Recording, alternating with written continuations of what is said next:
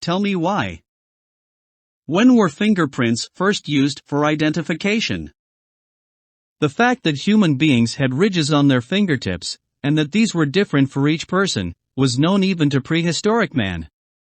There are ancient Chinese tablets on which fingerprints appear to identify the author of the tablets. So, we can say that fingerprints have been used for personal identification for at least 2,000 years. But there is a difference between knowing that man makes individual fingerprints and organizing this information in a scientific way. The first important contribution to the science of fingerprinting was made by Marcello Malpighi in 1686. Malpighi, an Italian anatomy professor, studied the ridges of fingertips under a microscope.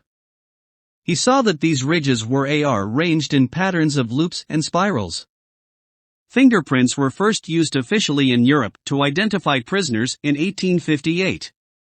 A few years later, the first study on the possible use of fingerprints was published.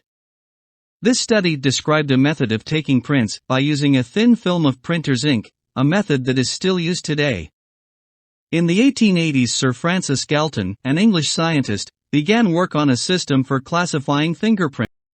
Some years later, the system was simplified by Sir Edward Henry, a London police commissioner.